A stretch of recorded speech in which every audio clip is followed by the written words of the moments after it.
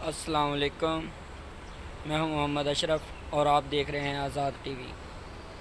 تو lock down پھر سے لگایا جا رہا ہے اور لاک ڈاؤن کی جو مدت ہے وہ 9 دن ہے۔ آج سے 9 دن تک کا لاک ڈاؤن ہوگا اور دور دراز سے آنے والے لوگ گھروں تک پہنچنے میں ناکام، اور کراچی میں بھی لاک ڈاؤن ہوگا اور ریلوے اسٹیشن بند۔ تو وزیر اعظم کا کہنا ہے کہ لاک ڈاؤن نہ کیا گیا تو کرونا کا پھیلاؤ بڑھ سکتا ہے، تو کرونا کے پھیلاؤ کو روکنے کے لیے لاک ڈاؤن ضروری ہے۔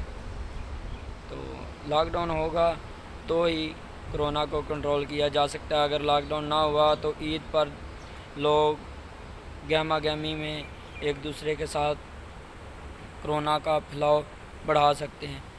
تو ضروری ہے لاک ڈاؤن پہ عمل کیا جائے اور مارکیٹیں بند کی جائیں۔